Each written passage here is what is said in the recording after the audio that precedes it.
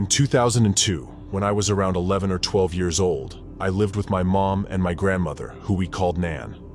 Our family was stressed and dysfunctional as my dad was never in the picture, and my grandfather had recently passed away, causing my Nan to move in with us. One Friday night, my Nan had to go to the hospital for a routine checkup, but we couldn't find a taxi. My mom had to take her, leaving me home alone for the first time. As they left, my mom locked all the doors and windows, telling me to watch TV until they returned. Sitting on the couch, the realization of being alone hit me. It was both exciting and scary. I chose to follow my mom's instructions, though I was tempted to run around and do what I wanted. The reality TV show that was on didn't hold my interest, and boredom set in. Back then, we only had cable TV. Suddenly, out of the blue, there was a knock at the back door, which startled me. Remembering my mom's warning, I stayed on the couch, feeling increasingly worried. I wondered why someone would be knocking on the back door instead of the front. Our backyard was small, so it puzzled me why anyone would make their way there just to knock. I had two choices: answer the door or ignore it. The knocking persisted, and my fear grew. The situation escalated when the person started forcefully twisting the doorknob, trying to open the locked door. The sound echoed through the house. I was terrified and unsure of what to do. Before leaving, my mom had closed the curtains to prevent anyone from seeing inside. They continued to turn the doorknob, and the knocking persisted for what felt like an eternity. Then the intruder began banging on all the windows one after the other, but there were no voices or calls for anyone in the house. My mom and Nan were still at the hospital, or hopefully on their way back. I was torn between hiding and ignoring the disturbance or investigating the situation. Being 11 years old, my curiosity got the better of me, and I decided to go check on the back door. However, I realized that something just wasn't right. If it was someone we knew, they would have gone directly to the front door, or at least called out the names of someone living there. That set alarm bells off in my mind, and I finally figured out that it was a stranger trying to break into the house. The thumping sound had become heavy now. The stranger was probably using all their weight to break down the frail back door. I realized they would probably break through soon, so I decided to grab a knife from the kitchen. I stood there with a 9-inch kitchen knife, ready to pounce on the stranger as soon as they barged in. Inside, I couldn't quite believe what I was doing. A part of me felt like I could have died right there, and someone was going to storm past me and possibly kidnap me or steal everything from the house. The wait was torturous, and I just wanted my fears to settle once and for all. There wasn't much to steal, considering my family was really struggling. It was then that I heard the familiar sound of a car engine approaching. Just like clockwork, came the sound of heavy footsteps running away. Relief washed over me as I realized that whoever it was had fled the scene. The front door unlocked, and just as I was about to lose it, my mom and Nan entered the house. My mom's eyes widened in surprise as she saw me standing near the kitchen door, tears streaming down my face, and a knife in my hand. She rushed over to me, concern etched on her face, and asked what was wrong. I managed to gather my thoughts and told her everything: the knocking, the banging on the windows, and all the fear that had consumed me. My mom listened attentively, her expression filled with shock and worry. She hugged me tightly, reassuring me that I was safe now. She called the police to let them know what had happened. They came by eventually to investigate, but never found any good leads as to who the stranger was. From that day forward, my mom made a promise never to leave me alone, but I still remember that day as the first time I experienced pure fear. When I was 8 years old, my dad was a video game creator, and his work gave him the luxury to work from home most of the time. I had always had at least one parent or the other at home with me, but one day my mom's car broke down on the way home from work. It must have been around 5 p.m., because that's when she got off of work. So while my dad went to go pick up my mom, I found myself alone at home. It was just a regular evening, and I was happily watching cartoons, feeling excited having the house all to myself for once. Out of nowhere, there was a loud knock on the door that startled me. I was curious and a little nervous, wondering who could be at the front door.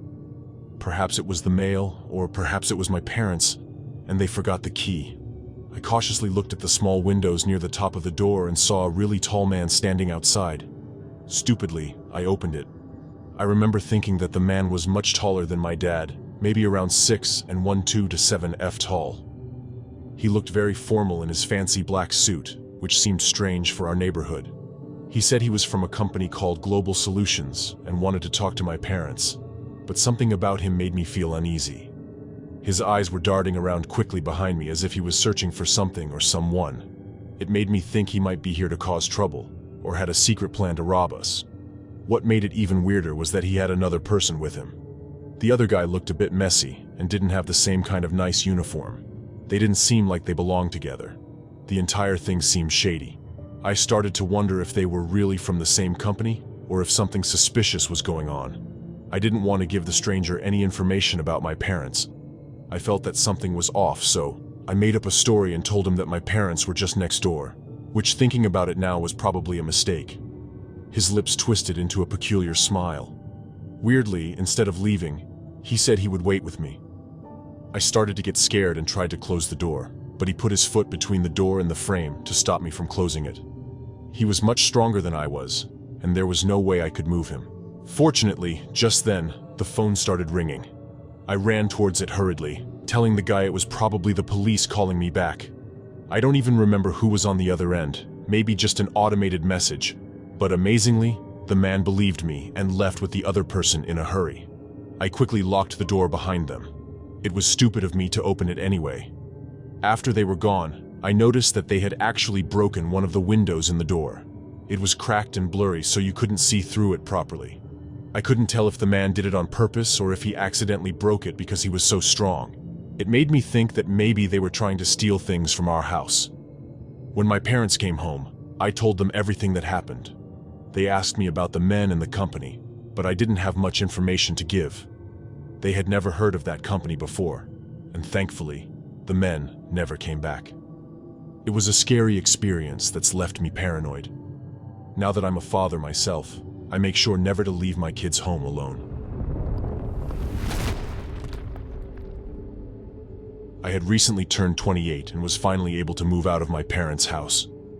This was when I was still single, so I was living all alone. I remember one night, I woke up around 12:30 a.m. to a loud shattering sound. At first, I just lay there in my bed trying to make out what had woken me up. But then I heard it pretty clearly. Could it be a cat? No. When I listened more carefully, it was the sound of things being shuffled around and drawers opening, and it was all coming from downstairs. The thought of a burglar just a flight of stairs away with me being all alone in the house had me a little worried. Instinctively, I reached for my cell phone underneath my pillow and tried to unlock it with my fingerprint, but quickly discovered that it had run out of battery and was powered off. I looked around for my charger frantically, but then I remembered I had left it on the couch downstairs. Having no choice, I went to my dresser drawer to get my power bank. But just then, I heard the sound of faint footsteps coming up the stairs. They were drawing gradually nearer. Panicking, I grabbed my hockey stick and ran towards my closet and opened its doors, climbing inside. I hid amongst my clothes as I strained my ears. I heard the sound of the doorknob turning, followed by the door creaking open. I dreaded what was about to come next. My bed wasn't made, and it looked slept in, so the intruder might guess that I had heard him and come looking for me. I put my hand over my mouth to control the sound of my ragged breathing. My heart was beating so loudly that I was actually scared that it would give me away. I heard the sound of footsteps coming my way towards the closet. I firmly grabbed the hockey stick in case worse came to worst, but the footsteps just passed along. I heard the bathroom door opening. It was obvious that he was looking for me. What kind of a burglar made a racket and went looking for the occupants? It all appeared strange if you ask me, unless he wasn't a burglar. I realized what a dangerous situation I was in right about then. I could die tonight, and nobody would even know till they noticed I was missing. I heard the footsteps pass once again, and I heard him open the door and leave. I sighed, at least the threat had been delayed, but I couldn't spend the entire night there. I had to do something. I opened the door of the closet just slightly and peeked around. There was no sign of the guy. I tiptoed to my dresser and opened the drawer, making as little noise as possible. I pulled out my power bank and connected my phone. Thankfully, it began to charge. I switched it on immediately, dialing 911. The call connected, and I told the 911 dispatcher what had happened. Just then, I heard a sound above me, as if someone was walking in my attic.